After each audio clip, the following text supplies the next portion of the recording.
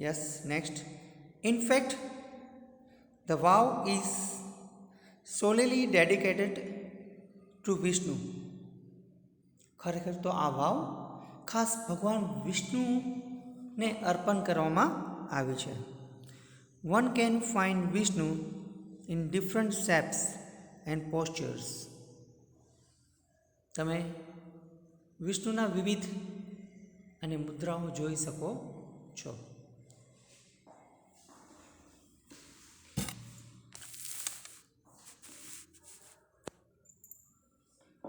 After Vishnu,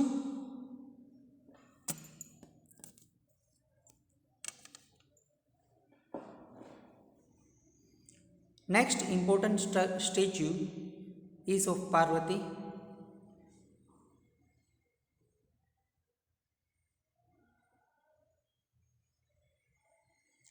વિષ્ણુના વિવિધ રૂપ, આકાર અને મુદ્રાઓ જોઈ શકો છો.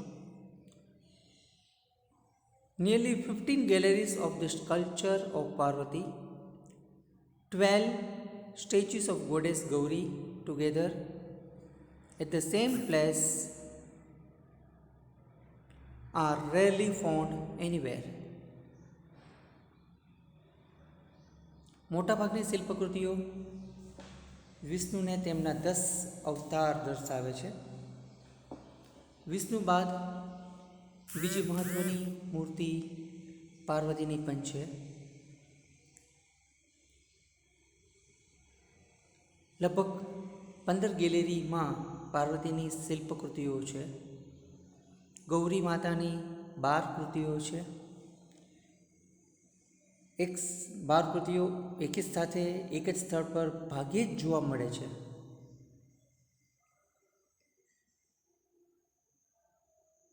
The Sun Temple of Modhera has 8. મોધેરાનું જે સૂર્ય મંદિર છે પણ છે. This vow has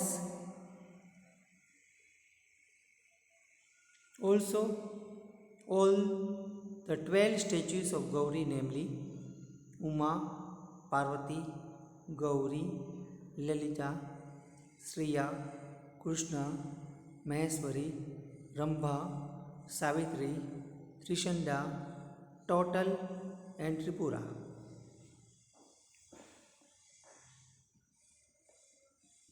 ઉમા, આ વાવ ગૌરી બધી જ 12 મૂર્તિઓ છે. ઉમા, પાર્વતી, ગૌરી, લલિતા, શ્રીયા, કૃષ્ણા, મહેશ્વરી, રંભા, સાવિત્રી, ત્રિશંદા, ટોટલ અને ત્રિપુરા. આ બધી નામ છે એ ગૌરીના અલગ અલગ નામ છે. 12 મૂર્તિઓ છે એના 12 નામ આપેલા છે. Besides this are many statues of god and goddess.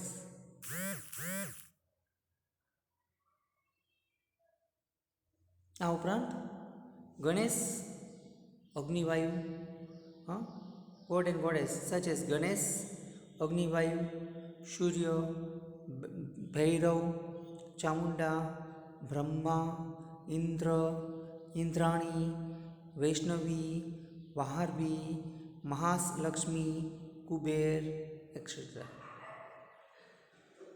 આ ઉપરાંત ગણેશની અગ્નિવાયુઓમાં શૌર્ય, ભૈરવ, ચામુંડા, બાહ્ય, ઇન્દ્ર, ઇન્દ્રાણી, વૈષ્ણવી, વારાહી, મહાલક્ષ્મી, કુબેર વગેરે દેવી દેવતાઓ અનેક મૂર્તિઓ છે.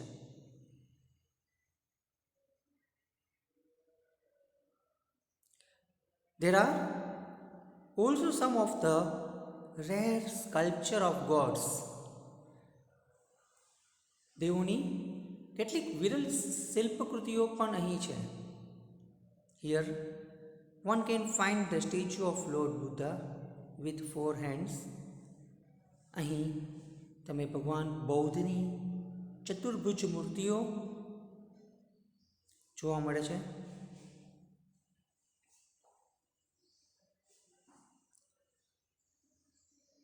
The statue of Rama with swords and shield, the statue of sun in form of Tapasvi, the statue of Shiva with beads in his hand. ભગવાન બુદ્ધની ચતુર્ભુજ મૂર્તિઓ, તલવાર અને ઢાલ સાથે. રામની મૂર્તિ તપસ્વીના રૂપમાં, સૂર્યની મૂર્તિ હાથ પારાઓ સાથે, શિવની મૂર્તિ પછી કઠોર મુખ મુદ્રાને બદલે સૌમ્ય અને શાંત મુખ મુદ્રા સાથે, પરશુરામની મૂર્તિઓ પણ વગેરે જોવા મળે છે.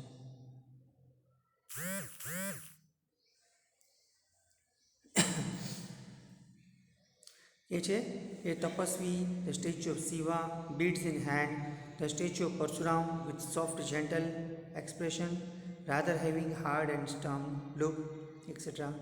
Some of the sculpture display contemporary lifestyle, પછી folk tales, animal and human instinct, etc.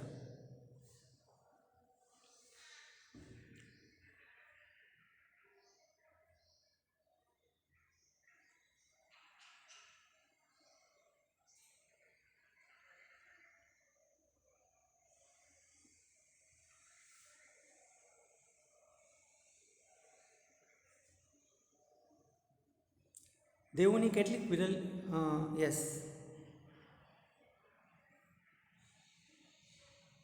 there are some of the sculptures display contemporary lifestyle, folk tales, animals, human instincts, etc. They reveal artistic visions and unique imaginations of the sculptures. There are nearly 300 statues of Apsaras. The sculpture presented the vast range of emotion and feeling on the face of the Apsara. They display variety of different moods and situations. જે મોઢેરાના સૂર્ય મંદિરમાં આ વાવમાં 12 જેટલી દેવીઓની કેટલીક વિરલ શિલ્પકૃતિઓ અહીં છે કે ભગવાન બુદ્ધની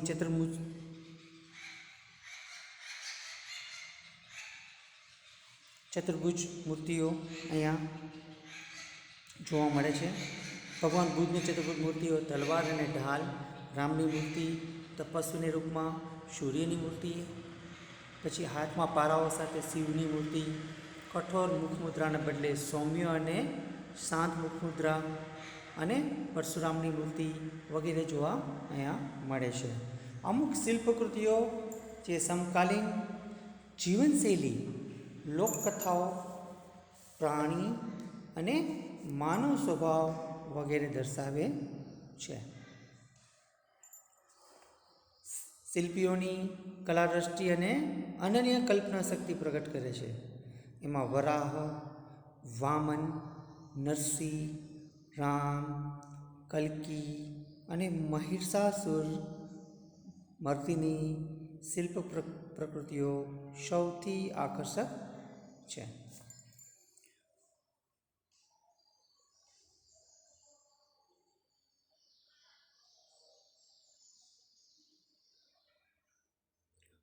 most of them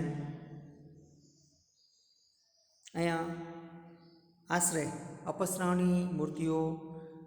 There are 300 statues of Apsara. The sculpture presented at vast range emotion and feelings on the face of Apsara. They display variety of different moods and situation. અહીં અપસરાઓની આશરે 300 મૂર્તિઓ છે.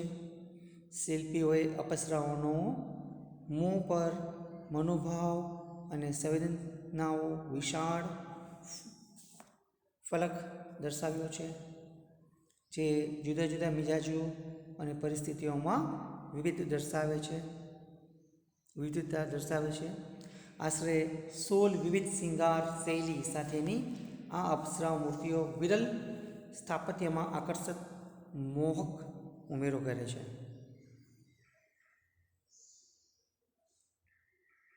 આવી વાવ This stepwell also focuses the holiness of water and its great significance in Indian structure. આવી વાવ પવિત્રતા અને ભારતીય સંસ્કૃતિ તેના મહત્વ પર ધ્યાન કેન્દ્રિત કરે છે. The vow is most developed, elaborate, and ornamented. Example, the submerged architecture. It signs the glory of development of stepwell in India. આ વાવ પાણીની સપાટી નીચે ખૂબ જ વિકસિત ઝીણવટપૂર્વક રચેલા અને અલ્કકૃત સ્થાપત્યનું ઉદાહરણ છે. This vow is large and complex types of stepwell. It has ornamented panels of sculpture. It lay buried under the mud due to floods first and then vanishing of the river Saraswati. આ વાવ પાણીની સપાટી નીચે ખૂબ જ વિકસિત ઝીણવટપૂર્વક રચેલા છે અને અલ્કકૃત સ્થાપત્યનું ઉદાહરણ છે. એ ભારતમાં વાવના વિકાસની ગૌરવ ગાથા છે.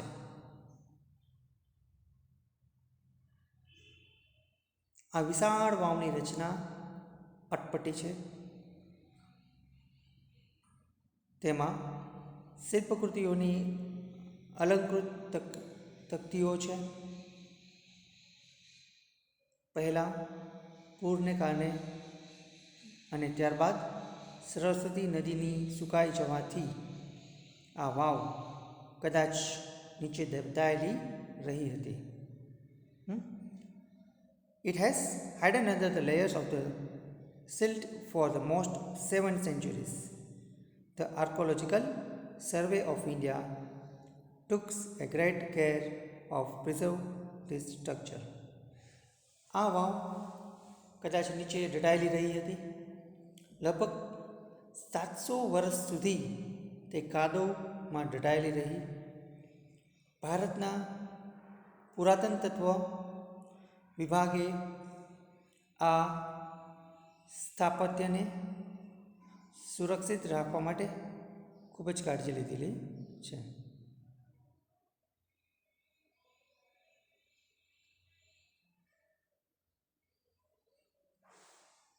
In February 2013, February 2013 ASI nominated this vow.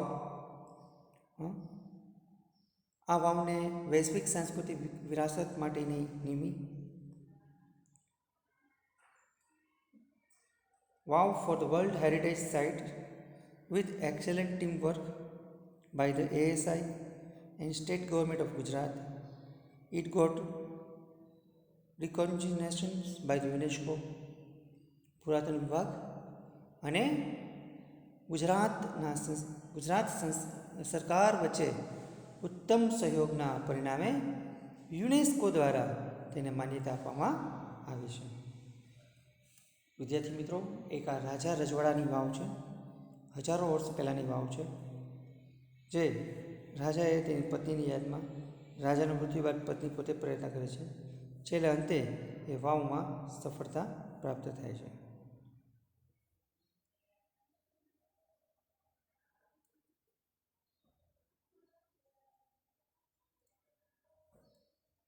તો વિદ્યાર્થી મિત્રો, આ પાઠ આપણે અહીંયા પૂરો કરીએ છીએ. હું વિડીયોના માધ્યમથી આપણે મોકલાવું છું. આ પાઠ્યપુસ્તક પેજ નંબર 48, 48 અને 49 ઉપર આપેલો છે. આપ એનું ધ્યાનપૂર્વક વાંચન કરશો. મેં એનું ભાષાંતર કરી મોકલાવેલું છે. આપ ધ્યાન દઈને સાંભળશો. એક વખત ફરીથી પાઠનું વાંચન કરશો.